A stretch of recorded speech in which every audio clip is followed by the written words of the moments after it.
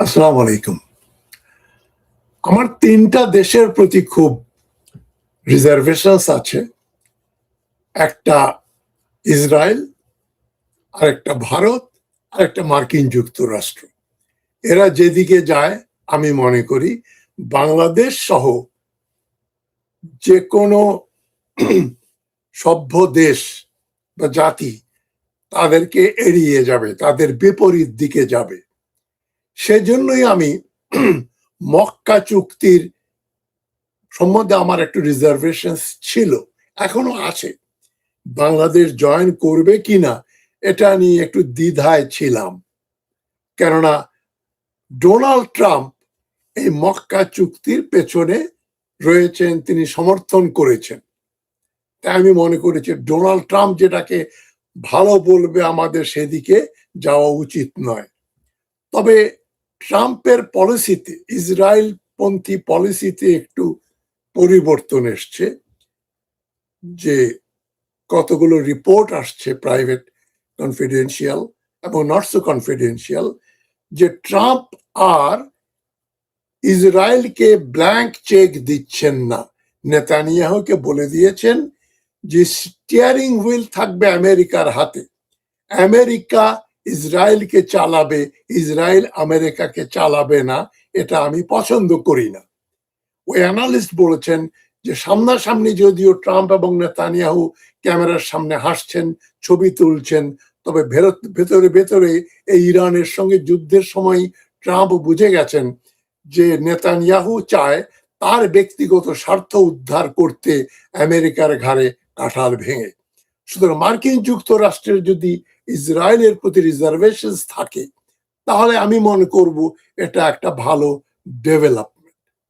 আর ভারত যেহেতু এই মক্কা চুক্তির বিরোধিতা করছে, যদিও ভারতের পররাষ্ট্র মন্ত্রণালয়ের রণধীর জয়সওয়াল তিনি প্রত্যক্ষভাবে মদিনা চুক্তির বিরোধিতা করেন নাই, তবে তিনি বলেছেন we are closely monitoring the developments of West Asia. পশ্চিম এশিয়ায় কি হচ্ছে সেই ডেভেলপমেন্ট গুলো আমরা খুব ক্লোজলি অবজার্ভ করছি, পর্যবেক্ষণ করছি। এদিকে বাংলাদেশের পররাষ্ট্র মন্ত্রণালয় থেকে বলা হলো যে বাংলাদেশ ভারত বিরোধী কোনো চুক্তিতে যাচ্ছে না, বাংলাদেশ তার নিজের স্বার্থের জন্য মক্কা চুক্তিতে যাচ্ছে। তবে কার্যত আমরা জানি মক্কা চুক্তি যেখানে পাকিস্তান রয়েছে এবং চুক্তির কন্ডিশন হচ্ছে একটা নেটোর ক্লজ নাম্বার 5 এর মতো, যে চুক্তিবদ্ধ দেশগুলোর একটার উপর হামলা হলেই চুক্তিবদ্ধ সব মেম্বার দেশের উপরে আক্রমণ হয়েছে বলে পরিগণিত হবে। তার মানে ভারত যদি পাকিস্তানের উপর আক্রমণ করে, তাহলে তুরস্ক, সৌদি আরবিয়া, বাংলাদেশ সহ যারা যারা এই চুক্তির স্বাক্ষরদাতা তারাও এই যুদ্ধে বাংলাদেশের ভারতের বিরুদ্ধে যাবে। পাকিস্তানকে রক্ষা করার জন্য তাদের একটা দায়িত্ব হবে। এটা ভারতকে আতঙ্কিত করেছে এবং সঠিকভাবেই করেছে। এবং আমি মনে করি ভারত বাংলাদেশের কাছে বা মক্কা চুক্তির কাছে বাংলাদেশ ও পাকিস্তানের হাতে একটা বড় ধরনের মার খাবে। মানে পাকিস্তান এবং বাংলাদেশের কোনো ক্ষতি করার যে সাহস ছিল ভারতের, সেটা যখন প্রশমিত হবে, ভারত যখন 5বার চিন্তা করবে যে বাংলাদেশের বিরুদ্ধে বা পাকিস্তানের বিরুদ্ধে বা যারা মক্কার এই ডিফেন্স প্যাক্টের সিগনেটারি, তাদের বিরুদ্ধে কিছু করার আগে আমাদের অনেক কিছু ভেবে দেখতে হবে। সেটাই আমাদের বিজয়, সেটাই ভারতের পরাজয়। এবং একদিকে ভারত, আরেকদিকে ইসরায়েল। এই যে মক্কা অ্যাকর্ড, যেটা মক্কা এগ্রিমেন্ট, অনেকে প্যাক্ট বলছেন, অনেকে এগ্রিমেন্ট বলছেন, দুটোর মধ্যে পার্থক্য আছে। আমরা প্যাক্ট বা এগ্রিমেন্টের মাঝামাঝি একটা কিছু বলতে পারি, এটা একটা ডিফেন্সের আন্ডারস্ট্যান্ডিং, সমঝোতা হয়েছে। এবং এই সমঝোতায় ইসরায়েল এবং ভারত খুব একটা কমফর্টেবল ফিল করছে না। এবং আরেকটা খবর দেখলাম, ইরানকে আমন্ত্রণ করা হয়েছে এই চুক্তিতে জয়েন করার জন্য।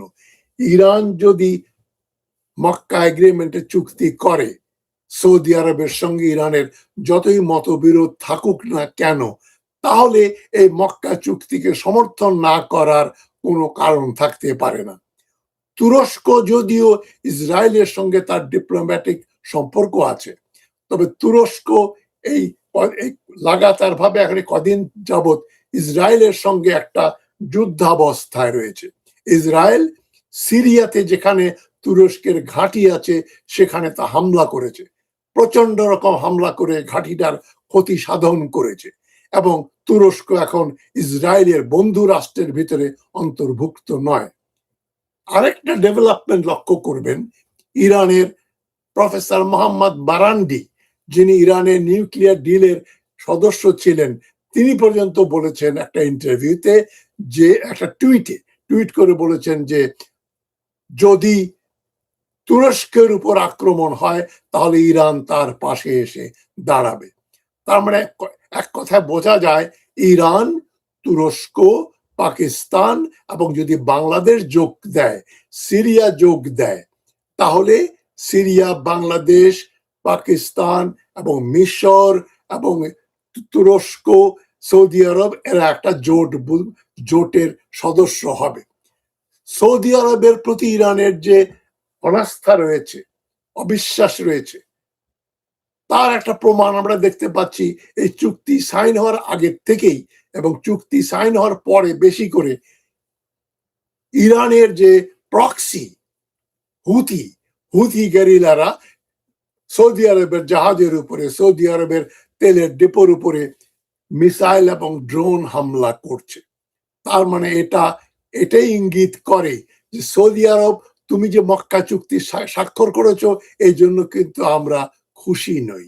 তো ডিপ্লোমেসিতে, ফরেন রিলেশনে কোনো কিছু পার্মানেন্ট না, চিরস্থায়ী না।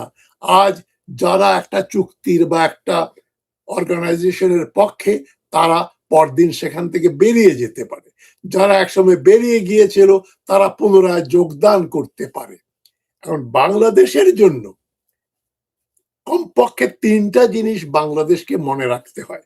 একটা হচ্ছে তার ন্যাশনাল সিকিউরিটি। এটা আমরা জেনে গেছি, ভারত আমাদের প্রধান বা একমাত্র শত্রু দেশ বা প্রধান শত্রু দেশ। ভারতের কার্যকলাপ 1971 সাল থেকেই বাংলাদেশকে কলোনাইজ করে রাখা, বাংলাদেশকে একটা উপনিবেশ করে রাখার যে পরিকল্পনা ভারতের ছিল, এখনো আছে, ভবিষ্যতে থাকবে। সেজন্য ভারত আমাদের প্রধান শত্রু রাষ্ট্র। সেজন্য আমাদের উপরে আক্রমণ আসতে পারে যে দেশ থেকে সর্বপ্রথম, সেটা হচ্ছে দিল্লি, ভারতবর্ষ থেকে। আর বাংলাদেশের জন্য ভারত একটা এক্সিস্টেন্সিয়াল থ্রেট। এবং আমি খুব খুশি যে তারেক রহমানের সরকার ভারতকে ভালোভাবে ট্যাকেল করছে। যদিও আমরা বিভিন্ন ইউটিউবারের মাধ্যমে কতগুলো আজগুবি খবর শুনেছিলাম, তারেক রহমান ভারতের কাছে মোচলেকা দিয়ে বাংলাদেশে এসছেন। এটা যে সর্বৈব মিথ্যা কথা সেটা প্রমাণিত হচ্ছে। তারেক রহমান দিল্লিতে এই যে বিমস্টেকের সভায় যাওয়ার জন্য যেতে অস্বীকার করেছেন। ভারত তোলপাড় হয়ে গেছে। ভারতের পররাষ্ট্র মন্ত্রণালয় এবং সাবেক কূটনীতিকরা নানান রকম আজে বাজে মন্তব্য করছেন বাংলাদেশ সম্পর্কে। ভারত আমাদের নিন্দা করলেই মনে করব আমরা যে বাংলাদেশ, আমরা সঠিক পথে আছি। সুতরাং ভারত বাংলাদেশের নিন্দা করে, ওটাই আমাদের ভিক্টরি। ভারত যদি আমাদের ভালো বলে, ওটা আমাদের পরাজয়। বাংলাদেশের পররাষ্ট্রমন্ত্রী যদি বলে ভারতের সঙ্গে আমাদের স্বামী স্ত্রীর সম্পর্ক, আলা আব্দুল, আমাদের হাসিনার যিনি পররাষ্ট্রমন্ত্রী ছিলেন, তিনি বলেছিলেন স্বামী স্ত্রীর সম্পর্ক, ওটা বলা মানেই একটা গন্ডগোল, ভারতের দালালি করা। এবং আরেকটা হচ্ছে economic factor, geopolitical and economic factor এবং ইমিডিয়েট এক্সিস্টেন্সিয়াল থ্রেট। জিওপলিটিক্যালের ব্যাপারে এক্সিস্টেন্সিয়াল থ্রেট থাকে না, কিন্তু বাংলাদেশের ব্যাপারে ভারত থেকে আমাদের উপর এক্সিস্টেন্সিয়াল থ্রেট রয়েছে। তারা আমাদের রংপুর বিভাগ কেটে নিতে চায়, তারা চট্টগ্রাম নিতে চায়, খুলনা নিতে চায়, মানে এক এক সময় এক এক এলাকা তারা দখল করতে চায়। এবং তারা হাসিনার মতো বাংলাদেশ বিরোধী একটা শক্তিকে ভারতে আশ্রয় দিয়ে রেখেছে। হাসিনার মন্ত্রী পরিষদ বৃন্দ, ৩ জন ৪ জন জেনারেল, অনেকগুলো বিদ্রোহী পুলিশ অফিসার ভারতে শেল্টার পেয়েছে। সুতরাং ভারত আমাদের জন্য একটা এক্সিস্টেন্সিয়াল থ্রেট। এই থ্রেট থেকে যদি পাকিস্তান, সৌদি আরব, তুরস্ক, ইরান, সিরিয়া, ইজিপ্ট এদের মাধ্যমে একটা আন্ডারস্ট্যান্ডিং আসা যায়, একটা চুক্তিতে আসা যায়, তাহলে সেটা বাংলাদেশের জন্য ক্ষতিকর কিছু নয়। সুতরাং এই কন্ডিশন গুলো যদি ফুলফিল হয়, আমি এই চুক্তির পক্ষে, বাংলাদেশ এই চুক্তিতে যাক সেটা আমি চাইব। তবে ইরানকে রাগিয়ে এবং মার্কিন যুক্তরাষ্ট্রকে খুশি করে যদি এই চুক্তি পথ চলে, তাহলে তার বিরোধিতা করতেই হবে। আর ভারত যখন বলছে এটা খারাপ, ভারত ভয় পায়, সেজন্য এটা আমাদের জন্য একটা বোনাস। এখন যেটা আমি বললাম, মার্কিন যুক্তরাষ্ট্রের ডোনাল্ড ট্রাম্প বলছেন ইসরায়েলকে আমরা আর ব্ল্যাঙ্ক চেক দেব না। এটা যদি উনি মিন করে থাকেন, তাহলে ডোনাল্ড ট্রাম্পের এই মক্কা অ্যাকর্ড সমর্থন করা কে আমি একটা মারাত্মক ভয়ের, কোন আতঙ্কের বিষয় হিসাবে দেখব না। কিন্তু বাংলাদেশ সিকিউরিটি চ্যালেঞ্জে ভুগছে, বাংলাদেশ এক্সিস্টেন্সিয়াল থ্রেটে ভুগছে। আর সবচাইতে যে একটা গুরুত্বপূর্ণ ব্যাপার হচ্ছে, সৌদি আরবে ৩৫ লক্ষ বাংলাদেশি ভাই বোন চাকরি করেন, তারা রেমিটেন্স পাঠান, সেই রেমিটেন্সের উপরে বাংলাদেশের অর্থনীতি টিকে আছে। সুতরাং বাংলাদেশকে বেঁচে থাকতে হলে, এত বড় একটা সংখ্যাগরিষ্ঠ, এত বড় একটা পপুলাস দেশ, এত বেশি জনসংখ্যা, সুতরাং আমাদেরকে মার্কেট তৈরি করতে হবে, র ম্যাটেরিয়াল বা মানে গুডস, ম্যানুফ্যাকচার গুডস এক্সপোর্ট করতে হবে। আর দরকারে আমাদের লোকরা বিদেশে কাজ করবে, ম্যান পাওয়ার কাজ করবে, টাকা পাঠাবে। সুতরাং সৌদি আরবের সঙ্গে আমরা শত্রুতা করতে পারি না। সৌদি আরব, যেখানে ক্রাউন প্রিন্স মোহাম্মদ বিন সালমান বলেছেন বাংলাদেশকে যে আপনারা জয়েন করুন, আমাদের সঙ্গে সহযোগিতা করুন, সেখানে বাংলাদেশ যদি সেটা প্রত্যাখ্যান করে, সেই খুঁটির জোর বাংলাদেশের নেই। কারণ ৩৫ লক্ষ ওয়ার্কারকে যদি খোদা না খাস্তা কোনো কারণে সৌদি আরব ফেরত পাঠিয়ে দেয়, তাহলে বাংলাদেশের জন্য এটা একটা বিরাট দুঃসংবাদ হয়ে দাঁড়াবে। আমরা অ্যাফোর্ড করতে পারি না। সুতরাং ৭ই আগস্ট ২০২৬ সালে পবিত্র মক্কা নগরীতে যে ৩ দেশের শান্তি ডিফেন্স এগ্রিমেন্ট হয়েছে, সেটা আমরা অভিনন্দন জানাই, যে এটা একদিকে ইসরায়েলকে নিয়ন্ত্রণ করবে, আরেকদিকে ভারতকে নিয়ন্ত্রণ করবে। ইসরায়েলের সঙ্গে এখন তুরস্কের সম্পর্ক খারাপ, সেটা একটা ভালো লক্ষণ। আর ভারতের সঙ্গে পাকিস্তানের সম্পর্ক খারাপ, বাংলাদেশেরও সম্পর্ক ভালো নয়। সুতরাং যেটাতে ইসরায়েল এবং ভারত অসুবিধায় পড়ে, সে চুক্তিতে বাংলাদেশের অবশ্যই সাইন করা উচিত। এবং বিশেষ করে অর্থনৈতিক ব্যাপারটা আমাদের দেখতে হবে। তবে যদি এই চুক্তিটা মার্কিন যুক্তরাষ্ট্র ইসরায়েলকে রক্ষা করার জন্য এটা গোপনে গোপনে কাজ করেছে বা করে যাচ্ছে, তাহলে চুক্তি সম্বন্ধে আমাদের রিজার্ভেশন থাকবে। তবুও আমি মনে করি বাংলাদেশ সৌদি আরবকে প্রত্যাখ্যান করে এই চুক্তিতে জয়েন না করে বেরিয়ে আসতে পারবে না। কেননা তার অর্থনৈতিক স্বার্থ, জিও স্ট্র্যাটেজিক স্বার্থ চাইতে অর্থনৈতিক স্বার্থটা এখানে বড় হয়ে দাঁড়াবে। কম্প্রোমাইজ করতেই হবে বাংলাদেশকে।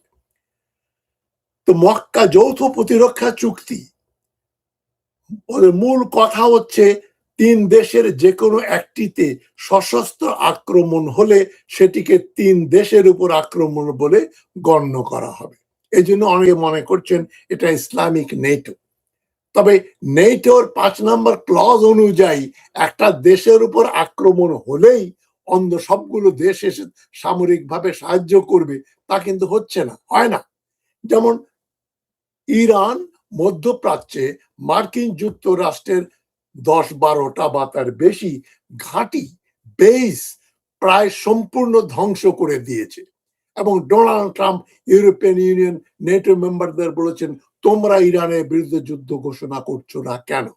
নেটোর 5 নম্বর ক্লজ একটা সাব ক্লজ আছে, ওই ওই ওই দেশগুলো, সভরেন দেশগুলো, সার্বভৌমত্ব দেশগুলো যারা নেটোর মেম্বার, তারা বিচার বিবেচনা করে কি কি করা যায় সেটা করবে। আর আক্রমণটা যদি মেম্বার দেশের উপরে না হয়, তার কোনো ঘাঁটি বা বেইজের উপর হয়, তাহলে যে তারা সঙ্গে সঙ্গে ওই দেশের পক্ষে যুদ্ধে জয়েন করবে এমনটি নয়। আমেরিকার মেইনল্যান্ডের উপর কোনো হামলা হয় নাই, হাওয়াইয়ের উপর হামলা হয় নাই, নিউ ইয়র্কের উপর হয় নাই। এটা হয়েছে বাহরাইনে, কুয়েতে, কাতারে, সৌদি আরবে এবং জর্ডানে, যেখানে মার্কিন ঘাঁটি রয়েছে। সুতরাং নেটো মেম্বাররা এই জন্য এটাকে মার্কিন যুক্তরাষ্ট্রের উপর প্রত্যক্ষভাবে আক্রমণ হয়েছে সেটা মনে করে না। সুতরাং ইসলামিক নেটো বলে যেটাকে বিক্রি করা হচ্ছে, এইটা পুরোপুরি কাজে আসবে আমাদের, এ ধরনের বিশ্বাস করার কোনো মানে হয় না। ভারত যদি পাকিস্তানকে আক্রমণ করে, তাহলে তুরস্ক, সৌদি আরব, বাংলাদেশ এবং যারা যারা সিগনেটারি থাকবে সবাই ভারতের বিরুদ্ধে যুদ্ধ ঘোষণা করবে। এটা বিতর্কিত, করতেও পারে, নাও করতে পারে। কেউ যেচে যুদ্ধ করে হেরে যাবে, ক্ষতিগ্রস্ত হবে, সেটা কেউ করবে না। তবে আমাদের জন্য সাইকোলজিক্যাল একটা ব্যারিয়ার যেটা আছে, ভারত আমাদেরকে মানে কুক্ষিগত করবে, দখল করে ফেলবে, সেই ভয়টা অনেকটা প্রশমিত হবে। আমি বারবার বলেছি যে যারা, বিশেষ করে কিছু ইউটিউবার যারা অপপ্রচার চালাচ্ছেন যে ভারত রংপুর বিভাগ কেটে দেবে চিকেন নেক রক্ষা করার জন্য, এটা যে কোনোদিনও সম্ভবপর হবে না। বাংলাদেশ এই মক্কা চুক্তিতে স্বাক্ষর করুক আর না করুক, ভারতের পক্ষে বাংলাদেশকে যুদ্ধ করে পদানত করা, আমাদের জায়গা দখল করে নেয়া মিলিটারিলি কোনোদিনও সম্ভবপর হবে না। ভারত এত শক্তিধর নয়, বাংলাদেশ এত দুর্বল নয়। এখন প্রশ্ন উঠছে, বাংলাদেশ কি এই চুক্তিতে যোগ দেবে? বর্তমান সরকারের পক্ষ থেকে ইতিবাচক মনোভাব দেখানো হয়েছে এবং জাতীয় স্বার্থ দেখে সিদ্ধান্ত নেওয়া হবে বলে বলা হয়েছে। আমি সরকারের প্রতি আস্থাবান। সরকার তারেক রহমানের ভারত যাওয়ার ব্যাপারে যে ডিটারমিন্ড অ্যাকশন, ডিটারমিনেশন, আমরা যাব না, শেখ হাসিনাকে এবং তার সহযোগীদের ফেরত না দেওয়া পর্যন্ত ভারতে যাব না, এরকম একটা দুঃসাহস বাংলাদেশ সরকার আজ পর্যন্ত দেখাতে পারেনি। আমি মনে করি বিএনপি সরকার, তারেক রহমানের সরকার এই কাজটা করতে পারবেন। যারা এখনো উঠে পড়ে লেগেছেন তারেক রহমানের সরকারের বিরুদ্ধে, প্যারিসের বংশীবাদক, এই প্রথম বাংলাদেশ আমার শেষ বাংলাদেশ, জীবন বাংলাদেশ আমার মরণ বাংলাদেশ, এই সুন্দর গানটাকে বিকৃত করে তার একটা প্যারোডি করেছে। প্যারোডির কথাগুলো কি? আমার বাবার বাংলাদেশ আমার ছেলের বাংলাদেশ বা সন্তানের বাংলাদেশ, আমার মায়ের বাংলাদেশ, এই কথা বলছে প্যারিস নিবাসী সেই ইউটিউবার। বিষোদ্গার করছে বিএনপি সরকারের সাহসী পররাষ্ট্র নীতির জন্য। আর তো কোনো কারণ নেই। প্রথম বাংলাদেশকে যদি কেউ, গানটাকে কেউ যদি বলে আমার বাবার বাংলাদেশ, আমার মায়ের বাংলাদেশ, এবং সেই ব্যক্তি, যে ব্যক্তি এক সময় ফাঁসি ফাঁসি ফাঁসি চাই জামাত ইসলামীর লোকদের ফাঁসি হওয়ার পরে বলেছিল এটা আমাদের দ্বিতীয় স্বাধীনতা, সেটা কিন্তু আবার জামাতের নেতারা, কর্মীরা বেমালুম ভুলে যায়। এত স্মৃতি ধ্বংস হলে কি করব? যাক, আমরা যেটা বলতে যাচ্ছি, বাংলাদেশ যোগ দিলে কি লাভ হবে, কি ক্ষতি বা ঝুঁকি আছে, ভারত এই বিষয়ে কি প্রতিক্রিয়া দিচ্ছে এবং কেন উদ্বিগ্ন। 3 নম্বর পয়েন্টটাকে আমি 1 নম্বর পয়েন্ট হিসেবে বলে দিয়েছি। ভারত উদ্বিগ্ন, ভারত ভয় পেয়েছে, ভারত মার খাবে বাংলাদেশের এই জোটে যোগদান করলে, সেটাই হচ্ছে আমাদের রেশনাল। ভারত মার খাবে, ভারত ভয় পাবে, ভারত ভয় পেয়েছে অলরেডি, এটাই আমাদের বিজয়। সেজন্যই আমাদের মক্কা চুক্তিতে সাইন করতে হবে। এবং এর ক্ষতি কি হতে পারে? ক্ষতি হতে পারে যদি বাংলাদেশকে যুদ্ধে জড়িয়ে পড়তে হয়।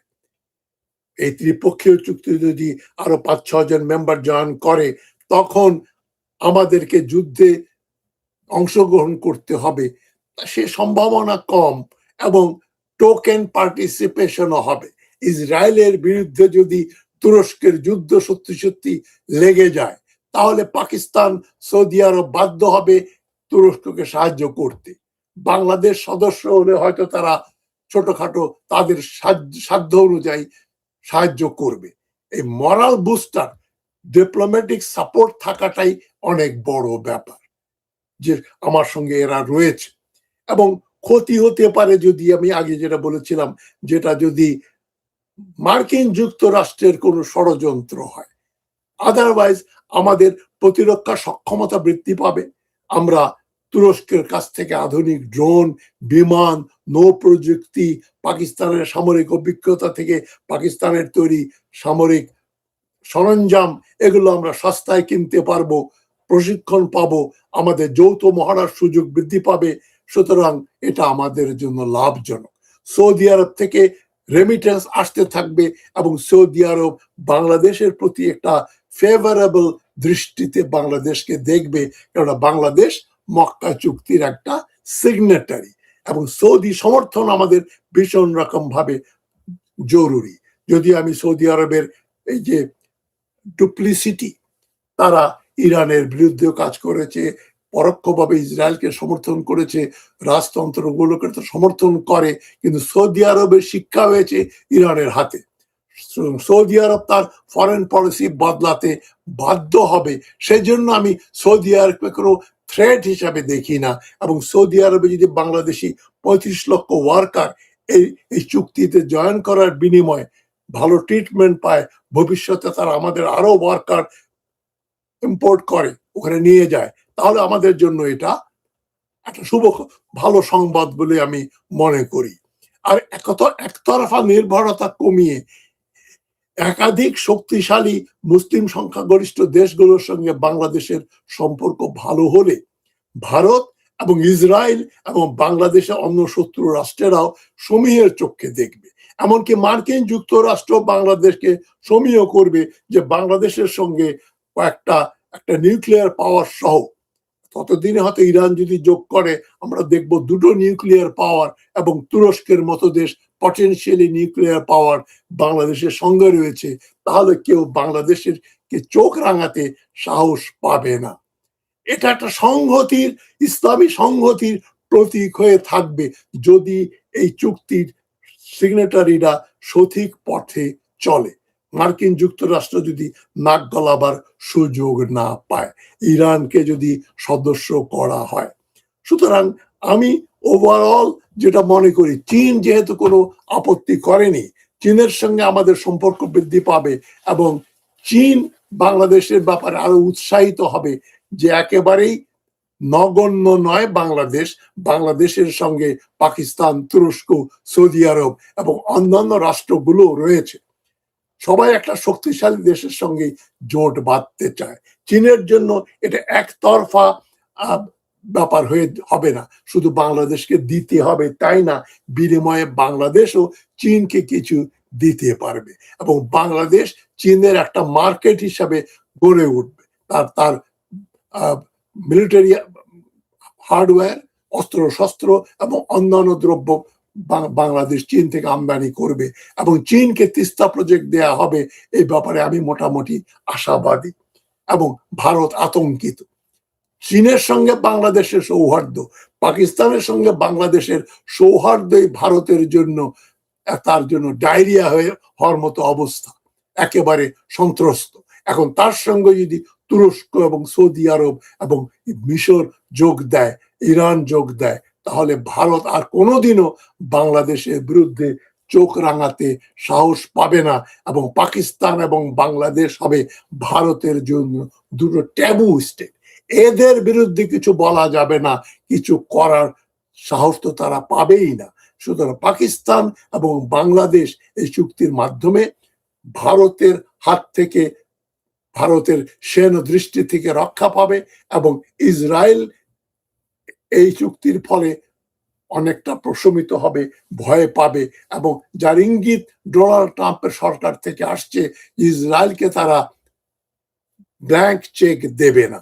এই ডেভেলপমেন্ট গুলো যদি সবগুলো একসঙ্গে ঘটে, একটার পর একটা ঘটে, তাহলে বাংলাদেশের জন্য এই মক্কা চুক্তিতে সাইন করা কোনো প্রতিবন্ধকতা আছে বলে আমি মনে করি না। শেষ কথা, এই চুক্তি যদি ডোনাল্ড ট্রাম্পের পক্ষে, ইসরায়েলের পক্ষে না হয়ে থাকে, তাহলে বাংলাদেশের অবশ্যই যোগদান করা উচিত। তবে শেষ কথা হচ্ছে, সৌদি আরব যদি এই চুক্তির জয়েন করতে বাংলাদেশকে বলে, তাহলে বাংলাদেশের অর্থনৈতিক স্বার্থটাই এখানে বড় হয়ে উঠবে। এই ৩৫ লক্ষ ওয়ার্কার যেন সৌদি আরবে কাজ করতে পারেন, সে কন্ডিশন ফুলফিল করার জন্য হলেও বাংলাদেশকে এই চুক্তিতে সাইন করতে হবে। ইসলামী উম্মাহ কতদূর শক্তিশালী হবে সেটা এখনো সময় আমাদের বলে দেবে।